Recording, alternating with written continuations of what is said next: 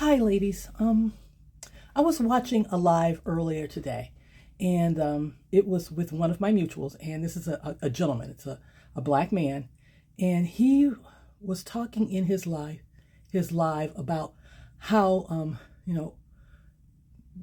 black men and black women are really in trouble as far as dating and building community.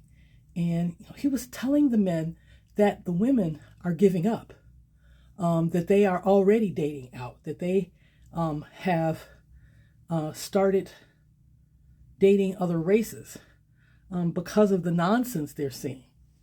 And it was really kind of sad to see because it was like they didn't really seem to care. He had men saying, "Oh, let them go, we don't care," which is just really sad to me. I didn't even remember how many men were in the live, but I just happened upon it and sat in for a little bit, and it was just really sad. And I believe that's very true. When it's time for women to pick mates, we typically like to do it in our 20s and 30s, and so we don't have a lot of time. The men a lot of times will say, well, we have all the time in the world. But women, especially if they want to start a family and they're sick of the dating market, they really just want to settle into their lives. And they typically don't wait until they're very late in life. And so I am seeing more and more and more videos of women who are dating out.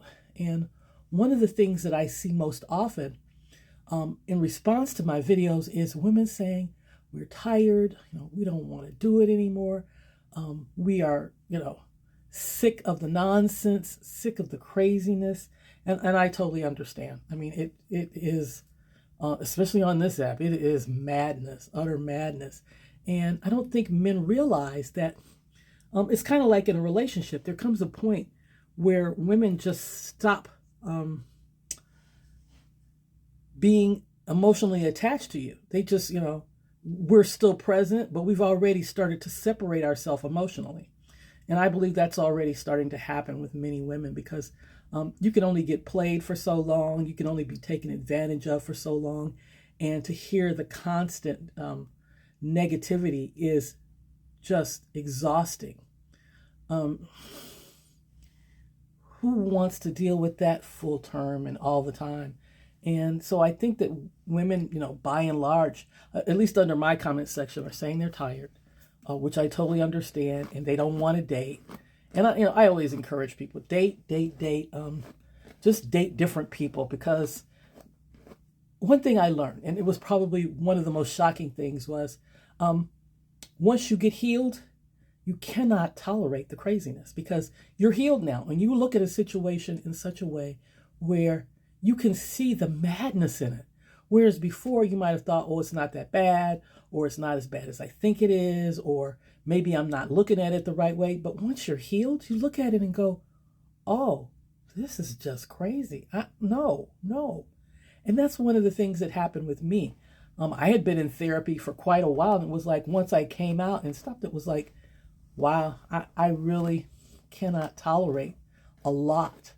I protect my mental health, fiercely, and I'm not putting up with anybody's nonsense. And quite frankly, at my age, you would be surprised how many men still think in their 50s and 60s, they still think they players, girl. Yes, they do. Dude, I could tell you stories, but they really do think that they still players.